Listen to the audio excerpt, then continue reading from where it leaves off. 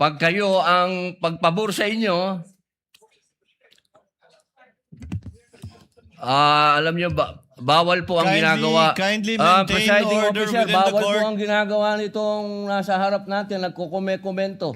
Kindly maintain order in the court. Ayan na mga kababayan, nasabo na pagalitan po dito itong prosecution. Nagkukomento, bawal po yan ayon kay Senator Robin Padilla mga kababayan. Eto nasabunutan, nasabon po ni Senator Robin nabanatan ito pong kampo nila Luestro. Panoorin po natin ang buong detalyeng ito mga kababayan at may update po tayo kay Senator Marcolita, not guilty plea. Panoorin po natin ito ng buong-buo ang video ito mga kababayan. Ngunit bago yan, sa mga ngayon pa lang po nakabisita sa aking channel, makikisuyo po ako, pakisubscribe, pakilike at pakishare na rin po ng video ito kung inyong nagugustuhan. Kung hindi naman, wala na po ako magagawa.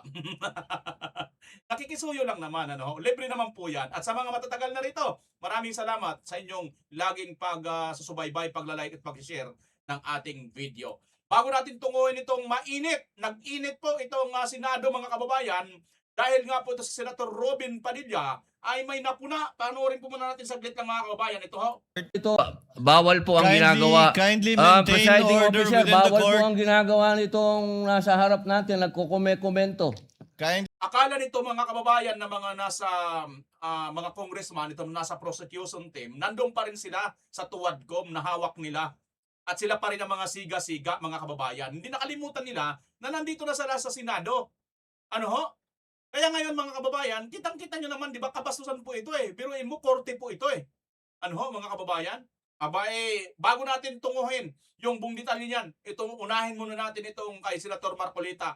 Mabilis lang naman po ito, update lang. Dito nga po kay Senator Marcolita mga kababayan at panoorin natin ang buo kung paano po nag-init at ano po ang naging sagutan, balitaktakan ni Senator Padilla at ito nga pong si Jerbil Ruistro, paano siya nabanatan dito. Ito po mga kababayan ang update kay Senator Senator Marcolita. Sir, pabutis lang sir. Ako lang sir. Ito si Martin Romualdez ha, dapat isunod na nila, nauna pa kami. Martin Romualdez, isunod na. Sabi na ako, si Martin Romualdez, dapat isunod na nila. At saka si Kadante Marcolita, sandali lang sa ospital, si Manny Bunuan, 2 buwan na. Kita nyo mga kababayan kung gaano po manggigipit dito. Manifestation kayo na ma-count yung vote nyo sa impeachment? Ha? Yung manifestation nyo po sa Senate impeachment vote?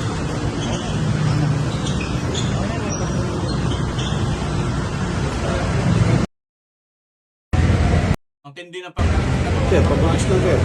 Ako lang sir. ang tindi ng mga panggigipit itong administrasyon na ito. Pero inyo, sabi nga ni Congressman Mike Defensor, si Martin Romualdez dapat masunod na o sumunod na. Nauna na nga sila biruin mo, hindi naman sila nagnakaw, hindi nga sila pinapanggit eh. Na may mga mali-malita, sila pa ngayon ang nauna na nakulong. At pagkatapos, itong si Senator Marcolita, saglit lang ilang araw lang sa ospital, samantalang si Bunuan, 2 buwan na. Pera pa rin ng bayan ang ninanakaw, panggastos doon kay Bunuan. Ibang klase talaga itong gobyerno na ito. Mga kababayan, ano ho? Basahin po natin ang post po ng SMNI News Online. 45 minutes ago po ito mga kababayan, update na update. Ibinalik sa Sandigan Bayan, 4th Division, si Senator Rodante Marcolita ngayong Miyerkules, Hulyo 22, para sa arraignment ng isa pang bilang ng kasong paglabag sa Presidential Decree number 46. Kasama niyang dumating ang kapwa-akusadong si dating Kong Mike Defensor. Nauna nang naghain ng not guilty plea si Marcolita sa kaparehong kaso sa Sandigan Bayan 3rd Division. Ayan po mga kababayan, ano ho? Ayan po mga kababayan. Ako talaga sa tingin ko talaga mga kababayan, mayroon talagang magaganap. Mayroon talaga magaganap. No? Martin Romualdez ha, dapat isunod na nila, nauna pa kami. Martin Romualdez, isunod na. Sabi na ako, si Martin Romualdez, dapat isunod na nila. At saka si Kadante Marcoleta, sandali lang sa ospital, si Manny Bunuan, 2 buwan na. Sen, may manifestation. Dapat isunod na nila.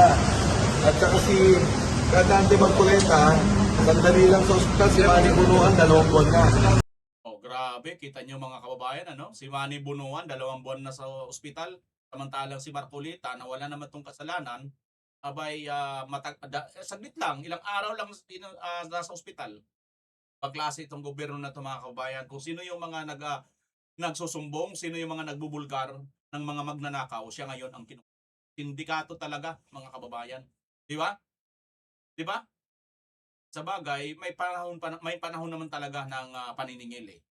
Ayan po si Senator Marcolita at saka itong si Mike Defenson, mas linaw na kuha. Sabi ano mga kababayan, nakakalungkot itong ating bansa. Pinamunuan po ng adik na presidente eh. Ayon sa kanyang adik. Diba? Hindi naman po natin sinabi yan. Ate niya mismo nagsabi.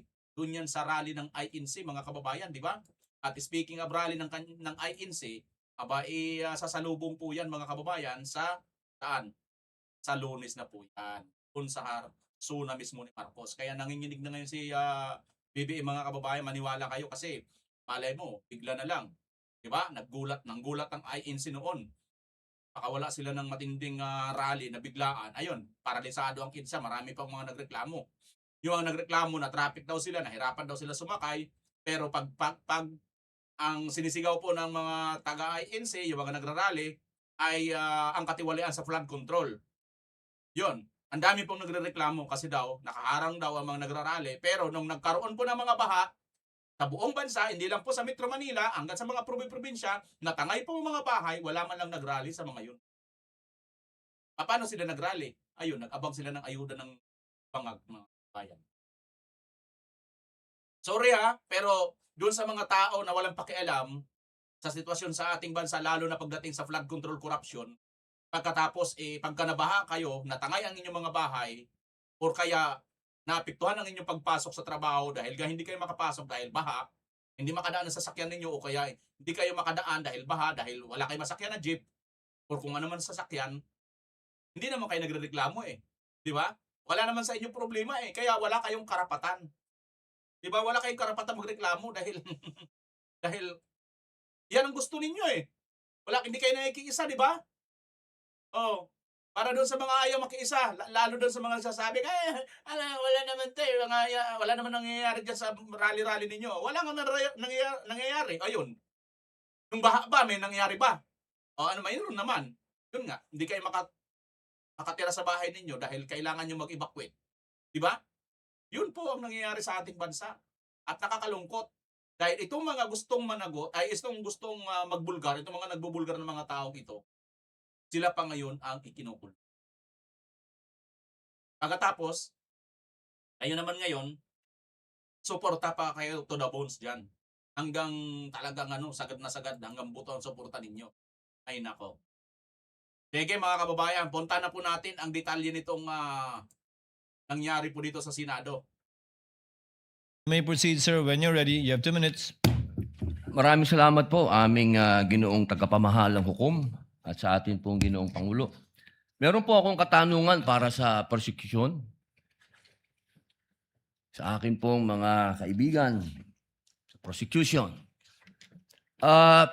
Napakahalaga po sa bawat pagdinig ay yung nagsasabi ng katotohanan. Tama po ba? Tama po. Opo. Pagka ang isang witness po ay naging halimbawa ng paiba-iba ang sinasabi, ano pong tawag dito? Sinungaling. Di ba po kasinungalingan? This is a hypothetical question, Apo. Your Honor. You are not referring to any particular witness? Si Las Cañas po. Yung Yeah. inyo pong pinakitang affidavit, Your Honor? alam niyo po, hindi pa po ako tapos, kaibigan. Alam niyo po, Luistro, huwag ka munang sabat sa masabat. Wala ka sa tuwadkom, Luistro. Wala ka sa tuwadkom. Huwag ka muna sabat ng sabat, ha? Napapaghalataan ka eh. Na wala ka talagang modo o kaya akala mo Akala mo kayo ang hari, kayong siga dyan sa Senado. Hindi pwede yan. Ha? Hindi pwede yan. Napakalungkot po para sa amin na marinig na merong kayong ibinigay na affidavit na nabahiran dito po sa loob ng Senado. Dito sa plenaryo ng Senado ay nabahiran ng matinding masasabi nating kasinungalingan sapagkat magkaiba ang kanyang sinabi. October 3, 2016, sinabi niya walang kinalaman ang Pangulong Rodrigo Roa Duterte. February 20, March 6, na iba na ang istorya.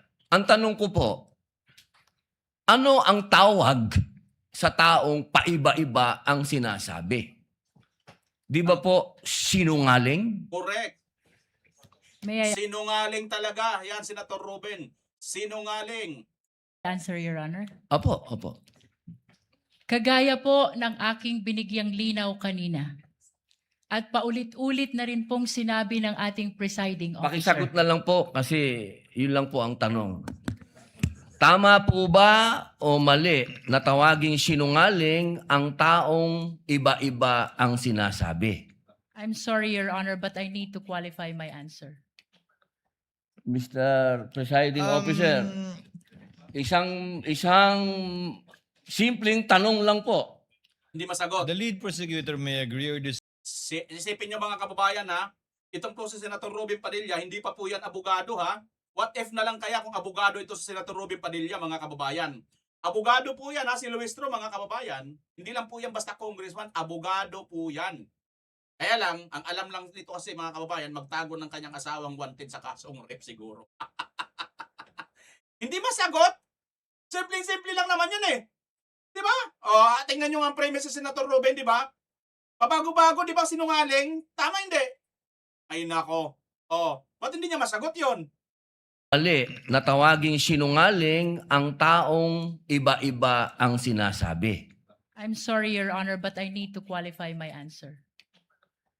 Mr. Presiding Officer, isang simpleng tanong lang po. The lead prosecutor may agree or disagree or state a different characterization. I can state a different characterization if I'm asked by the good Senator Judge. You may disagree or agree with the Your statement Honor. of the Honorable Senator Judge Padilla. Feel free to say no or yes, Counsel. Kagalang-galang ng mga senator judges at sa atin pong mga nanonood na kababayan.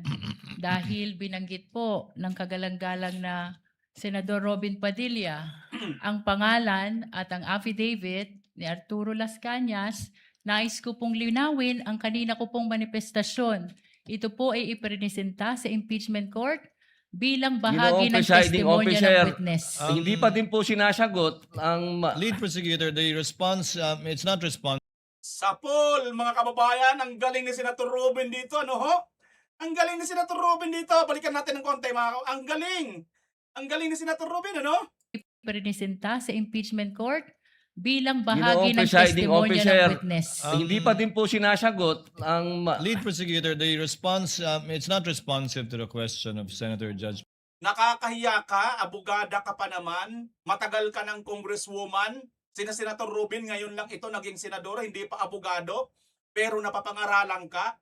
Nasaan na yung pinag-aralan mong 10 years na abogasya? Napunta na sa mali. Baka napunta sa malita.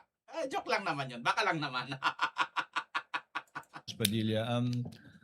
Allow me to, if the good Senator Judge will allow the presiding officer, pwede ba nating sabihin, lead prosecutor, na ang testigong pabago-bago ang kanyang testimonya sa magkakaibang petsa o araw o panahon ay isang testigong hindi maaasahan? Without particular reference to Arturo Las Sa Cañas, pangkalahatan, I agree with you, Honorable Presiding Officer. Posible nagsisinungaling siya sa isa, nagsasabi ng totoo sa isa, o nagsisinungaling sa isa, nagsasabi ng totoo sa isa, hindi na natin malalaman yun. Tama po ba yan? Without particular reference to Arturo Las Cañas, I agree with you, Honorable Presiding Officer. Thank you. Maraming salamat po, aming ginoong You may proceed, tagapamahalang Senator hukom. Judge Padilla. Opo. Kasi po, katulad po ng sinabi ng aming Senator Judge 10,000 hours Pampilo Lacson, napakaliwanag po ng sinabi niya. At kami din po dito, ako po mismo ay gumawa din ng panukala na dapat yung mga nagsisinungaling dito, yung mga paiba-iba ng testimony na nagiging aming mga witness, ay dagdagan dapat ang sintensya ng perjury. Kailangan amendahan ang batas na yan.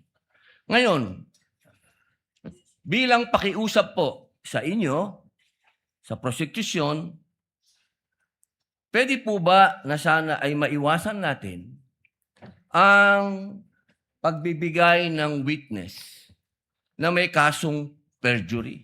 Hindi na po ito si Las Cañas. Ang sinasabi ko po ay yung dalawang mahal nating witness, si Attorney Jeremy Lotok at si NBI Agent Kalilong, na sa mga oras na ito ay may kasong hinaharap na perjury. Pwede po bang iwasan natin na may mga ganito tayong witness para ang nasasakdal po kasi dito ay ibinoto ng 32 million na tao.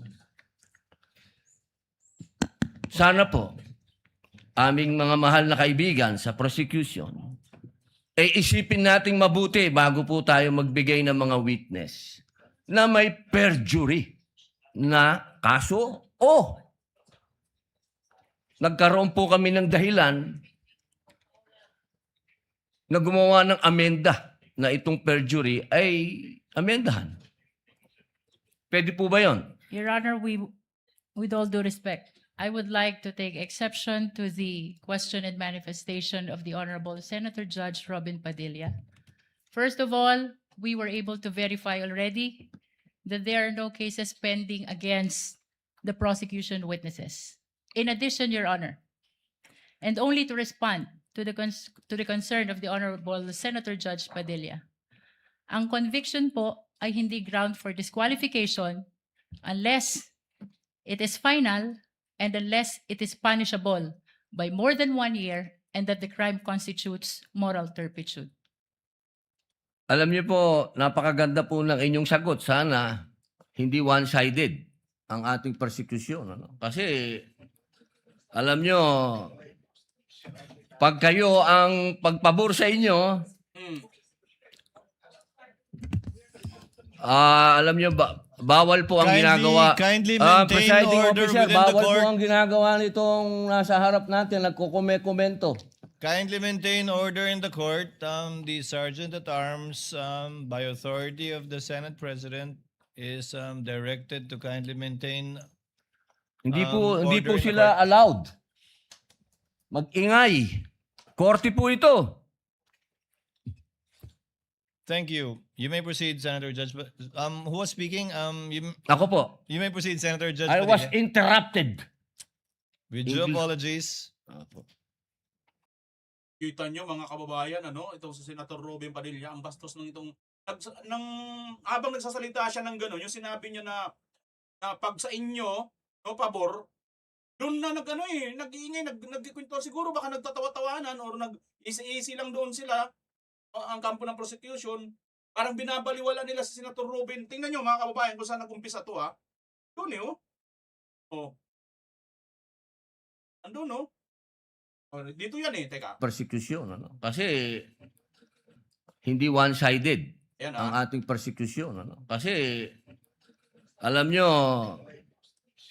pag kayo ang pagpabor sa inyo, alam nyo, bawal po ang ginagawa. Kindly. Ayan no mga kababayan, ayan yung punto na yan no. Yung punto na ito na ang ginagawa nitong prosecution ano mga kababayan ay nang sinabi ni Senator Robin na pag alam niyo pagpabor sa inyo, di ba pagpabor sa inyo, ayun nagkukwentuhan ng ganun sila doon. Ibang klase ito mga kababayan, kaya talagang ang bastos, no? Hindi ito pagrespeto eh. Akala nila kay Senator Robin, ganun-ganun lang mga kababayan. Di ba? So, ito maliwanag talaga, no? Kabastusan tong ginawa kay Senator Robin dito. Kaya nag-react dito si Senator Robin. Teka lang, kukunin ko lang ito ng screenshot kasi magandang pang thumbnail siya. Tanga. Nabuhay lang ako sa... Uy, nakita nyo tuloy ang head-to-head match-up ni Bipinsay Sara, oh. Nakita nyo mga kababayan yan? Ayan, oh. Head-to-head match-up. 60 versus 21. Risa Ontiveros, Sara Duterte. Ayan, oh. Bagong-bago lang ito mga kababayan. 3 hours ago lang po itong nakapost, ha? O yan, patalastas lang yan sa inyo. Pinakita ko lang sa inyo. Na kahit ano po ang gusto nilang sabihin na sinasabi nila, si Bipinsay Sara daw ay bagsak yung trust ratings. Pero tingnan nyo naman ang mga kababayan natin. Si BP Sara ang pinakamataas ang ratings. Ang trust ratings. Ibang klase, ano? O, tuloy natin si Senator Rob. Maintain Presiding order officer, within the bawal po court. ang ginagawa nitong nasa harap natin, nagkukomento. Kindly maintain order in the court. The Sergeant at Arms, by authority of the Senate President, is directed to kindly maintain. Hindi po Order in the sila allowed. Mag-ingay. Korte po ito. Thank you. You may proceed, Senator Judge. Who was speaking? Ako po. You may proceed, Senator Judge. I was Padilla. interrupted. With due English. apologies. So, ibig niyo pong sabihin, yung mga senator judges dito ngayon na humaharap sa kaso, na hindi po pinapayagan ng ombudsman at hindi pa rin sila guilty, ano pong ibig niyo sabihin? Your Honor, with all due respect, ang question niyo po kanina ay Sandali nga, kaugnay sandali, ng sandali. Guilty. Po, senator judges dito ngayon na humaharap sa kaso, na hindi po pinapayagan ng ombudsman at hindi pa rin sila guilty, ano pong ibig niyo sabihin? Your Honor, with all due respect, ang question niyo po kanina ay kaugnay ng pagtistigo. Testigo nga, Referring to judges the nga yung witnesses of sinasabi the eh. prosecution, Your Honor. Ang usapan po ay yung guilty or not guilty. Okay? So, tatanong na po ako ng bago. Opo. Pwede po ba? May I be clarified, Your Honor, on your last question about the senator you said are facing cases? Lead counsel, I think that was more Alam of niyo a... po, malinaw na po yung sinabi ko and wala po kayong karapatan magtanong Hindi, sa Senator Judge. diliwanagin ko nga po. I think Senator Judge Padilla was making a manifestation and not posing a question to the lead prosecutor in relation to our two colleagues. You may proceed, Senator Judge Padilla. Maraming salamat po, Ginoong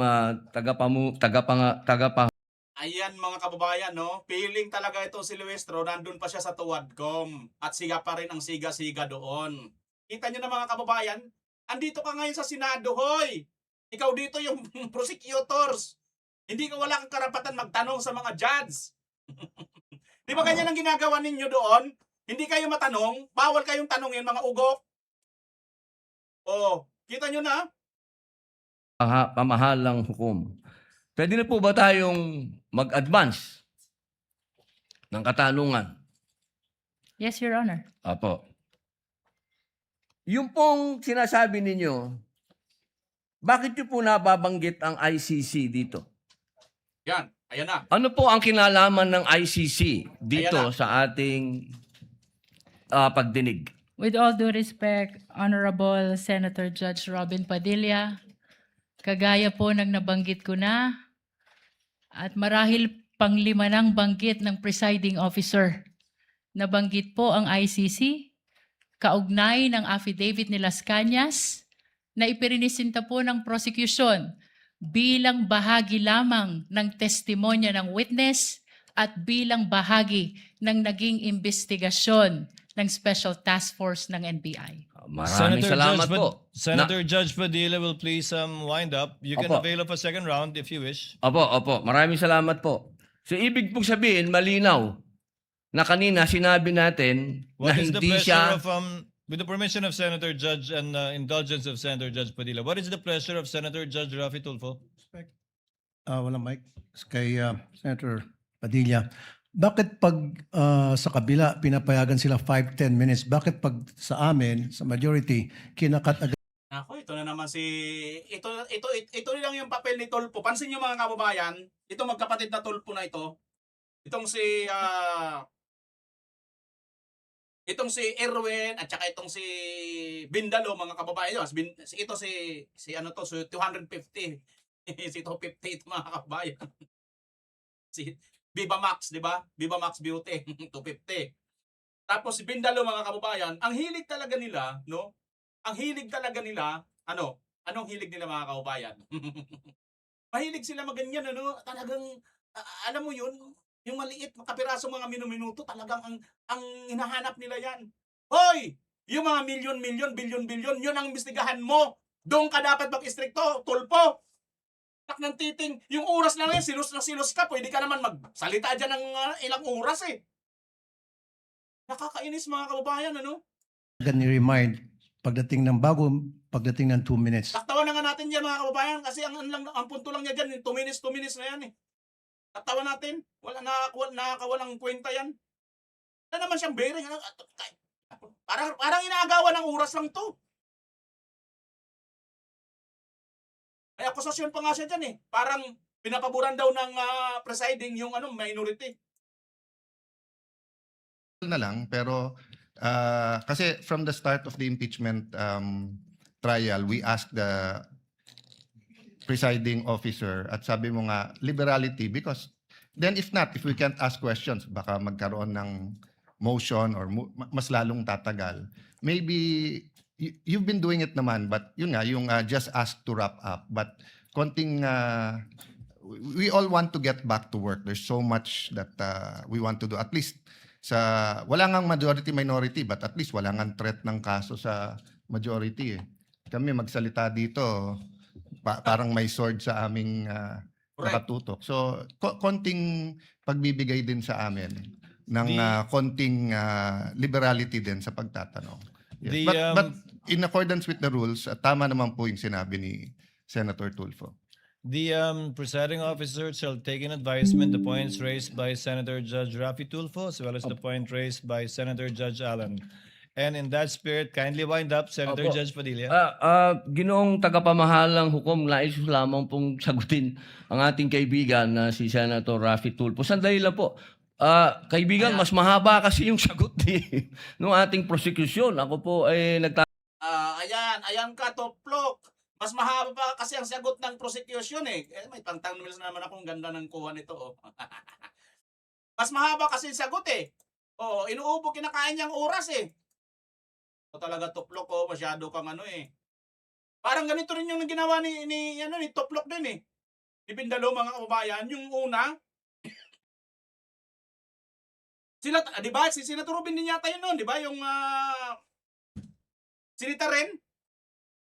tatanong lamang ng oo ba o hindi. Magkapatid na ito ha. Kung si Senator, pangalan nito, kung si Senator, Lito Lapid, Komito de Silencio, ito namang dalawang magkapatid na ito, ang tawag dito, Komite de Sincilio. Walang nakagets ng Sincilio, no? Hindi nyo nagets, ano? Ano ba? Bakit? Bimer, sandali. Bakit mo tinawag yung magkapatid na Tulfo na Komite de Sincilio? Sincilio ba? Baria? Oh, hindi nyo alam? Sige, comment nyo nga sa comment section kung ano ang ibig sabihin nun na silang dalaw, itong magkapatid na Bindalo Tulfo at saka itong si 250 Viva Max Beauty Rapi Tulfo pag ganito, yung Sincilio, Committee de Sincilio, kay Lito Lapid naman, Committee de Silencio. Magkatunog, ano? Sincilio, Silencio. Bakit? Comment nyo nga, tingnan mo nga, mayroong mga kahula. Tuloy natin. Baka may mabuisit na naman dito. Bakit kami pang pinapahula mo, Bimer? May ganun dyan eh. May nagko-comment na ganun talaga naman. Oh. Nagmamaliugat talaga eh. Opo. Pasensya na po. Opo. Kindly wind up, Senator Judge Padilla, but you're gonna Opo. bail of the Maraming second round salamat if there po. is one. Tatalon na po ako. Dito na po ako sa aking kaibigan. Maraming salamat po, kaibigan. Opo. Sa akin pong kaibigan, kay Attorney Matibag, mahal na saksi, mabilis lang po ito. Ako po ay napunta sa PDP Laban dahil po sa inyo. Tama po. Opo. Kayo po ang kumimbinsi sa akin. Tama po. Campaign manager nyo pa po. Opo. At masasabi po natin na isa kayo sa nagpa-number 1 po sa akin. Tama po. Sa lugar po namin, number 1 po kayo. Opo. Attorney Matibag, sumama po ako sa inyo dahil alam ko na isa po kayo sa arkitekto ng pagkapanalo ni President Rodrigo Roa Duterte. Tama po ba? Hindi po. Sapagkat noong 2016, ako po ay ang campaign manager ng Region 4A ni Secretary Mar Rojas po. Ayun. So hindi po kayo Sorry, excuse me. So pure pala itong dilawan. Sa bagay mga kababayan, yung mga dilawan noong araw, nagpunta na dito sa Pulahan, dito kay Marcos. Bakit? Kasi po, kain-tae, sip-sip suka na po sila. Sip-sip-sip po. connected nung panahon na yon kay Pangulong Rodrigo Roa Duterte. Hindi po. Opo. Kung kayo po ay nagtatrabaho sa mga iba't ibang politiko, kayo po ba ay matatawag na political analyst o political ano pang tawag po doon? Yung mga nagsasagawa, nagpapatakbo ng politika ng bawat politiko? Well, maaari pong matawag na tayo ay tumutulong sa ating pinaniniwalaan na kung sino po ang dapat manungkulan sa ating bayan. Baka sinasabi ni Senator Robin, political strategist, no? Baka yun yung siguro mga kaway. Sa tingin ko lang, baka yun ang ibig sabihin na Senator. Po, ibig po sabihin, pwede po kayong gumawa ng isang kandidato at manalo. Makatulong lang po sapagkat ang paniwala ko po, hindi naman po isang tao, lalo na ako, ang magpapanalo ng isang kandidato. Opo. So ngayon po, masasabi po natin na pwede po kayong magtrabaho bilang isang political Strategist. operator? Ano po bang konteksto ng political operator? Ang ibig ko po sabihin, ako po ay nasasama sa isang political party noon. So tumutulong po tayong maipanalo ang isang kandidato ng political party. Opo. Maipanalo lang po. O, ano po ba ang trabaho ng political operator sa Pilipinas? Pwedeng gumawa? Pwede din sumira? Well, ang political operator to be successful, kailangan po yung kanyang sasamahan ay magtagumpay ang kanya pong laban at advokasya. Okay. Yun lang po. Maraming salamat po, kaibigang attorney. Thank you, Senator Judge Padilla. The Senate President is recognized for his interjections. Thank you. Thank you, Mr. Presiding Officer. Tutuloy ko lang po yung mga katanungan ng mga kasamahan ho natin kanina. Mr. Witness, yung babalikan ko po yung persons of interest. Itong persons of interest, ito yung nakausap niyong actual killer? Yung persons of interest po can be characterized na merong nakausap. At Pero merong- yung kausap niyo, ito ba yung actual na nakontrata? Well, persons of interest yun nga po. Kaming planning mula po sa kanila, mula po pa kaninang umaga, and you went on to say nandun ka with all the deputy directors, etc. Do you confirm?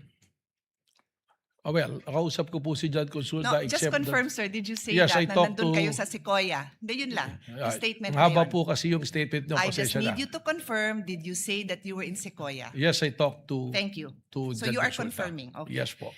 And then later on, dinagdag nyo, wala kami sa Senado, we are on stand down because that's the instructions. Did you also say that? Yes po. Thank you. Meanwhile, in another interview, you then said, mayroon request si GM Veloso to help them secure the area kasi napapansin nila na magulo, labas-pasok. Nagpadala kaming ilan lang na ahente, parang 4 to 6 na tao, na nag-iikot sa premises ng GIS. Hindi pumasok sa Senado. I am quoting Inquirer dated 13 May 2026. Did you say this? Yes, sa GSIS po. Okay, thank you. So, I ask now for the kind indulgence. May papa-flash lang ako. It's just a photo, dear colleagues, both parties. Paki-flash lang.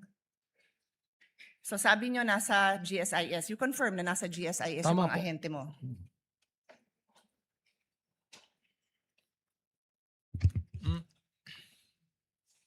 Yari ka ngayon.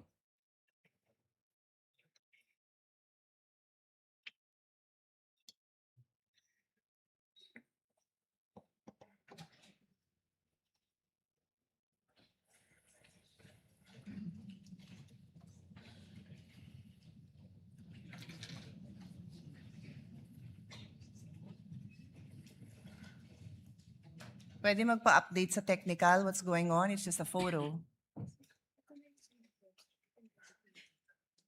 No. Ito, I'm just showing the Senate website for the record. Senate website.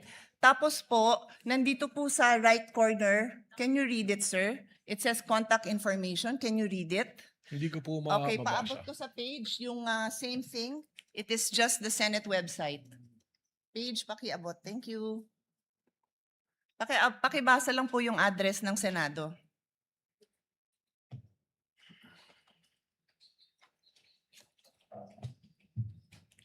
Contact information, GSIS Building, JW Jokno Building, Pasay City, 1300 Metro Manila, 632-8552. Okay na po yung phone number, no need. Opo. So pakiulit, ano hong building? GSIS Building. Opo, kasi nag-iisa lang naman ho ang address namin. Umuupa po kami dito sa GSIS. Iisang building lang ho po yun. And for the record, kung saan nakita yung tao mo, likod lang po yun ng office ni Senator Loren Legarda. Nasa video po yun. I will not bother everyone with that. Kung gusto nyo, presiding officer, I can, but for now, I won't. Kasama po yun sa area na inuupahan ng Senado sa GSIS. We are paying rent for the information of all. So yan po ang gusto ko lang ma-establish. It seems kasi po na you swore an oath, no, to tell the truth, the whole truth, and nothing but the truth. Is that correct?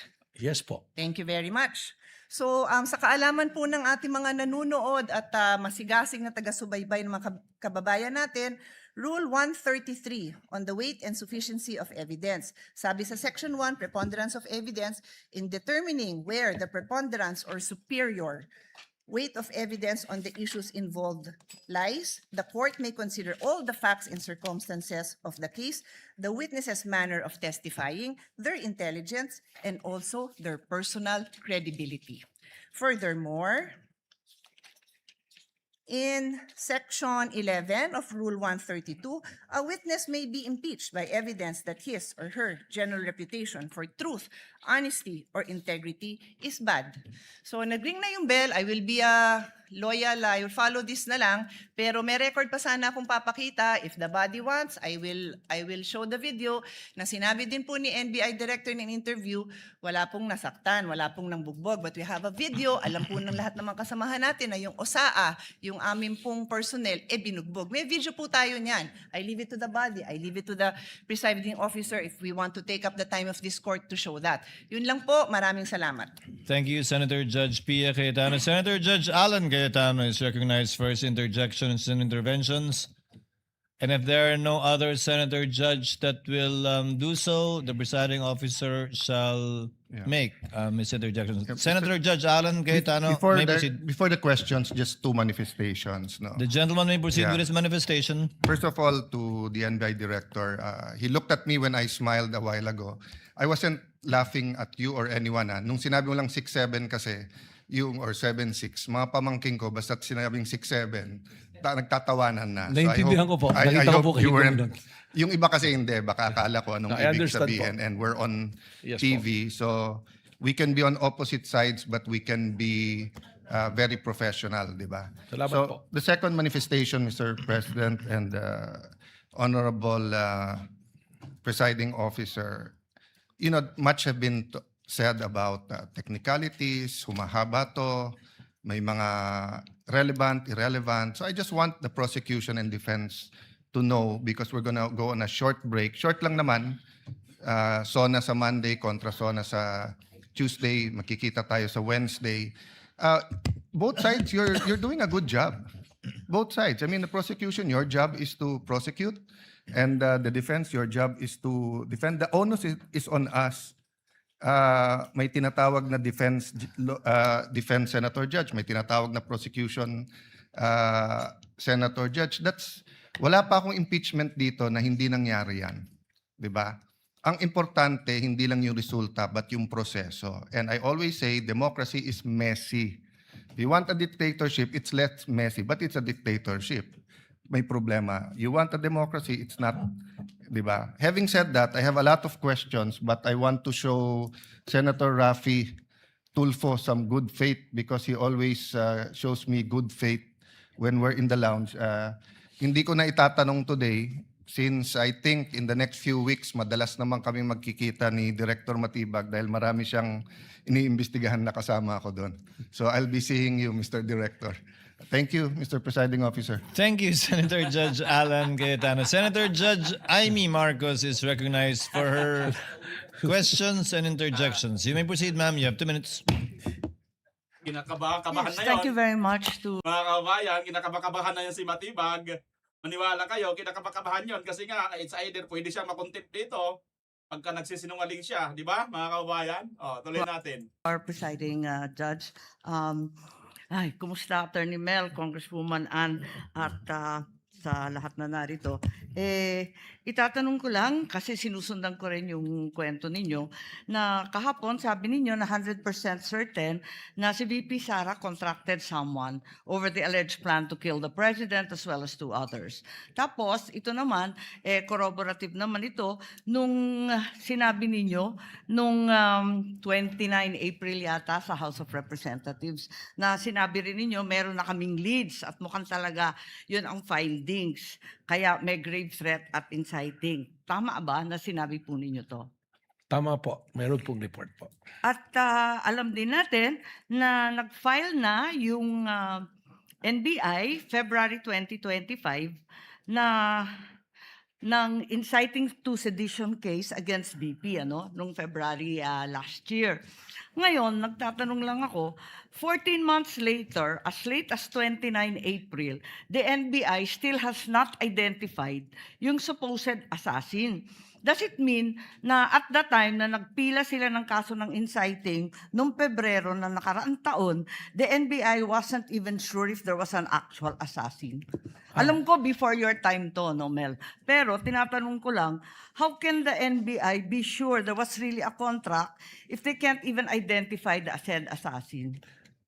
Respectfully po, Your Honor, magkaiba po kasi ang elemento nung yung pong kaso ng grave threat saka inciting based on the investigation report at based po sa findings ng NBI noon, nakumpleto na po yung elemento ng grave threats saka ng inciting to sedition. Hindi naman po kailangang mahanap kung sino po yung kinausap na assassin. That is not an element for the filing of a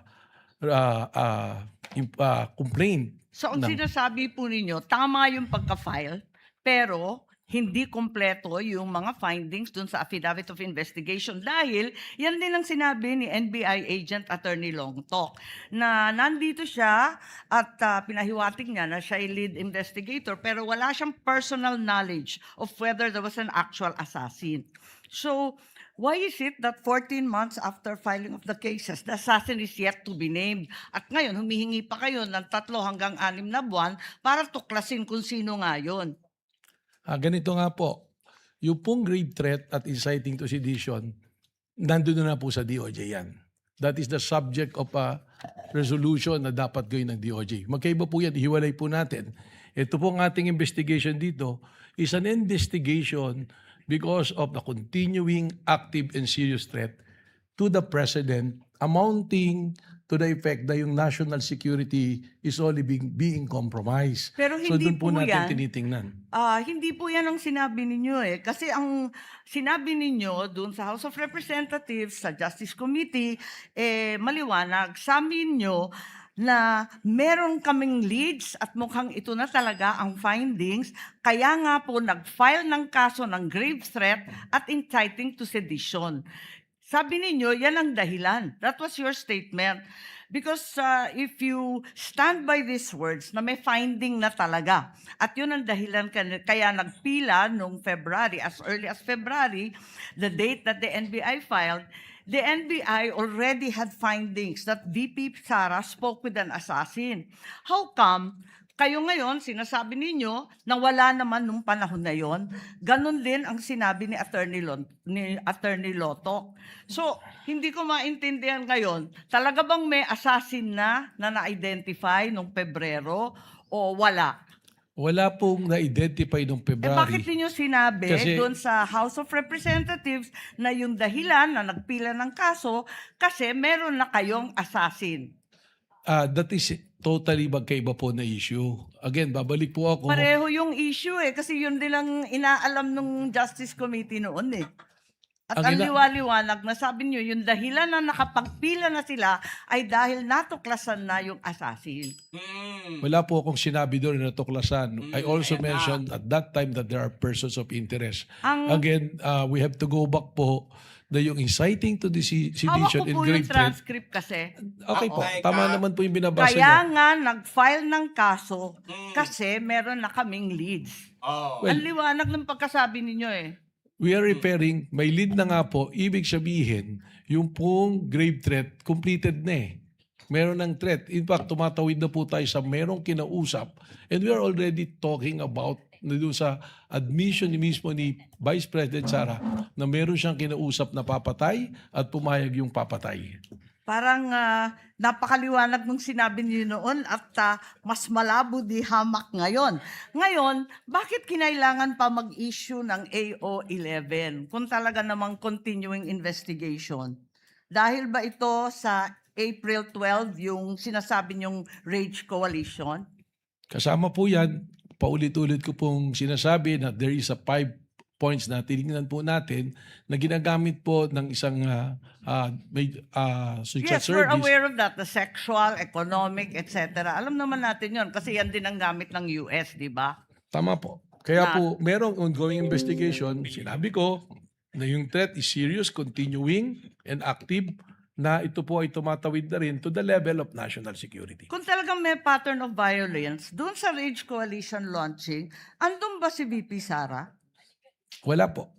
Ganun pala As a matter of fact, she wasn't even there. Siya ba nagsalita? Siya ba nagsabi nun? Si Mayor Basti po. Are you implying na may conspiracy kay VP Sara at Mayor Baste to have the president killed? Yan po yung aming tinitingnan. Kanina po, tanong ni Senator Ping Lacson, tinitingnan po natin kung merong sabwatan po na nangyayari. May katibayan ba tayo dito sa conspiracy? Dahil Ayan na. matindi Anong ang katibayan? pinag-aralan nyo bilang abogado. Sapat ba ito para ipakita na may conspiracy dun sa dalawa? Yun po din yung sagot ko kanina kay Senator Ping Lacson, kaya po hindi pa nakasuhan sapagkat tulad po ng mga kaso na pumapasok at alam po ng mga abogado na conspiracy is sometimes harder to prove than the crime itself. That's why we have to make a case build-up. Ayan mga kababayan, wag na natin pa ano yun kasi na masyado nang may imbir na tayo, no? Ang kita po ninyo, maliwanag po. Itong kay VP Inday Sara, sinasabi nila, hindi pa daw nila nakasuhan dahil wala pa daw matinding ebidensya. Pero ang problema, tinanggap ito ng impeachment diyan sa House of Representatives. Na wala pang ang kaso, hindi pa nga na-verdict. At itong ganitong sitwasyon mga kababayan, ito rin yung kanilang pinag-reject doon sa kaso kay Marcos Jr. Ang sinasabi nila, wala pa daw kaso si Marcos Jr. Bagamat mayroon na yung kidnapping kay Tatay Digong, yung pagpadala sa dahig, na wala po yun sa hindi po yun ang totoo, ang tamang proseso.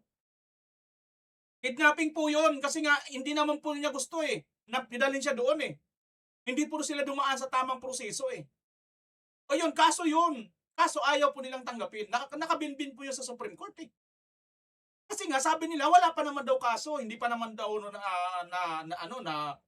na-convict si BBM doon. Tapos dito kay VP Sara, wala pang kaso, hindi pa rin ako convict. Wala nga silang ebidensya, pero itinuloy nila sa impeachment. O di ba tanga lang ang maniniwala sa kanila? Or katulad lang nila mga kababayan? Ba? Ang katunayan mga kababayan na ang naniniwala po sa kanila, sila lang din, ito po, patunay. Ayan Bagong-bago po itong survey na ito mga kababayan Head to head.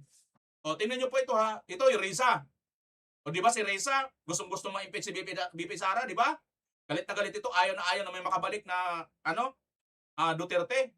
Ayan, tingnan mo. 60%, 21%. Mabuti ka pala, mabait ka pala, ikaw palang magaling, ikaw palang mahusay. Bakit hindi ka naniniwala sa iyong tao? Bakit walang tiwala sa iyong tao? Reza Hontiveros. Bakit? Alam ko na. Kasi sabi nila, PhilHealth Queen ka daw. Ito pang isa, dating Vice President. Kita nyo mga kababayan, head to head yan 52, 39 lang si Lini. Sino pa? Ito, tatlo naman sila. Ayan o, 51% kay BP Sara, 16 lang kay Tuplok, 26, 27 na lang kay Leni dito. Di ba? Kahit tatlo sila magsama-sama, kahit one-on-one, hindi talaga makaka-ano sila kay BP Sara. Ito pa, 56, mas lang tumaas si BP Sara. 16 si Tuplok, 13 tumaas ng konti 13 itong si Hontivirus Pero kahit pa man ganun, ang layo pa rin mga kababayan. Isipin nyo ito pa. Mas lalo naman dito, 57 na naman si BP Sara, 57, 15 si Bam, 16 si Erwin Toplok. Kayo, ito sila mga kababayan, ang akala mo kung sinong napakababanal-banal, di ba? Napakawabubuti, napakawalang kasalanan, perfect na perfect. Pero asaan sila? Walang tiwala ang taong bayan. BP Sara lang, lahat ng binintang na nila, pati pagpatay ka Bonifacio at Lapu-Lapu. BP Sara, Duterte pa rin ang pinagkakatiwalaan. Gets nyo na? Dito talaga ako mga kababayan ito sa head-to-head na itong tatlong ito. Kasi ito, alam nyo mga kababayan, mangyayari, ito, duda ako ito, fairness forecast ko lang ito. Itong dalawang ito, magtatandim ito. Maaaring isa dito ang Vice President at isa dito ang President. Pero sa tingin ko, ito kapantong matino mga kababayan, hindi papayag itong si Robredo na Vice President lang siya. Dito kay Tulfo. Kaya malamang sa malamang, itong Tulfo ang magba-Vice President, itong si Lini ang magpe-President. Diba mga kababayan? Yun na yan. Kita nyo naman, di ba? Nakipagkaibigan na ito.